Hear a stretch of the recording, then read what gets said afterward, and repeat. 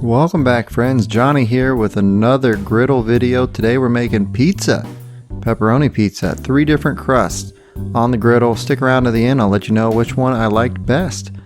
So our first crust is a Pillsbury pre-made pizza dough. It's just like their cinnamon rolls, comes in a can. You go ahead and pop it and then you just spread it out. And I really did this one thin. I did half of it in the oven, then I did half of it on the griddle, because I kind of wanted to compare for you what it would be like if you did it in the oven like they intended. So I took my pizza cutter with a little bit of flour, cut it in half. Some of it went on a sheet pan, just like it's intended to go in the oven, and we'll see that at the end.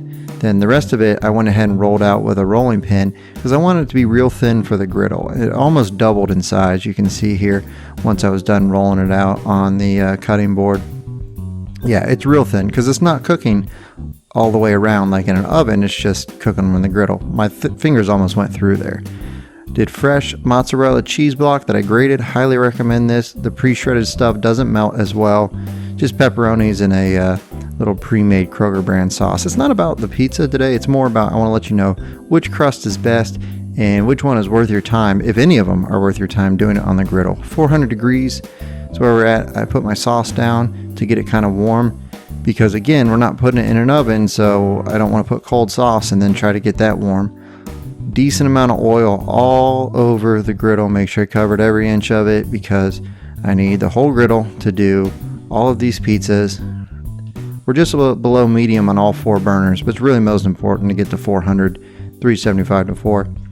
There goes my Pillsbury big old rectangle pizza crust down first. Follow that up with the 2-ingredient naan. That's the second one. I'll link that in the cards. I've already done a video on how to make this, so I didn't want to re-show it. And then the middle one is a just 8-inch flour tortilla. So that's pretty self-explanatory. Just pick one of those up, put some oil down, throw them on the griddle. So we're doing them all thin, 3 different crusts. See where we're at here. Yeah, we're still around 400 at the top. Not quite in the back, but we're good. We're still rolling good. They're all cooking up. Let's take a look at them. The flour tortilla cooked up first, the quickest, as you would imagine, because it's the thinnest of the 3. So we'll see our sauce, and it is hot. I found out the hard way. I'm not the brightest person in the world. I had to touch a hot spoon. But the sauce is getting hot. So I went ahead and put it on my little wire rack that's in the back here to just kind of hold so it didn't bubble over or burn. Then we'll check the Pillsbury crust, and yep, it's looking good. I'm going to cook them on both sides. So I'm cooking all of these pizzas on both sides because, again, there's no way to like really cook the top like you would in an oven. So I just want to make sure everything's done. There's the naan bread. The 2 ingredients are self-rising flour and Greek yogurt.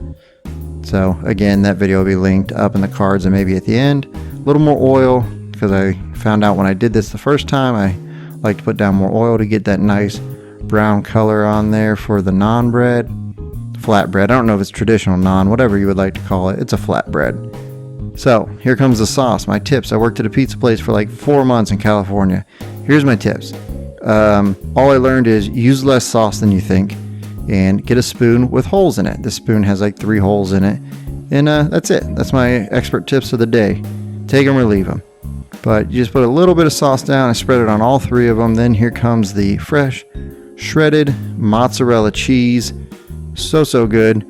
At this point, I was pretty happy with everything, so I just turned all the heat off because it was taking me a while to put the toppings on, and I didn't want the bottoms to burn. And you can see it's not done, but it was looking pretty good. You can see right there on the Pillsbury one, the tortilla was done, and the flatbread naan was pretty much done. There goes our pepperonis. So again, it's not about the toppings. You can use whatever you want. You know what you like on your pizza. I just wanted to test the breads. And oh, I did forget, I did put banana peppers on some of them for me. My wife doesn't like them, but I love them, the hot banana peppers. So those went down, and there's our 3 pizzas on the griddle. I just kind of let them cook, probably a total of like 4 minutes per side, 5 minutes. Here they are inside. So the Pillsbury one got real flat, like a flatbread pizza. You know, something they charge you like $15 for at a fancy restaurant. But it was probably my least favorite of the 3. The tortilla was good. It was probably my second, and I would say the naan bread was my favorite of the 3. However, the naan bread is a little time consuming. You do have to make it all. Here's the one that was in the oven. I really didn't like that one either. I mean, the Pillsbury dough was convenient, but it was just okay. I mean, it was just okay. So my final verdict is the naan bread was the tastiest, I thought. And if you want to do the time to make it, go for it. It's the best. The pre-made dough, I wouldn't even do it all. I wouldn't roll it out again at all. And then the tortilla was the easiest, and I would do that again because it was so easy. You could like do a build your own pizza party with the tortilla. And see, here's the Pillsbury rolled out and not rolled out. Neither one of them was that great. And then here's the naan.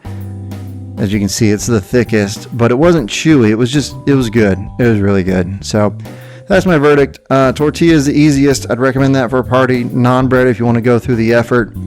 Overall, I don't think it was better than like a takeout pizza. I'm not going to lie to you and say it was better than that, but the naan bread was delicious and it was worth doing. So thank you so much for watching. The 2-ingredient naan is on your screen right now. Have a good one. I think I'm going to start my diet next week after I eat this pizza. Keep on griddling, friends.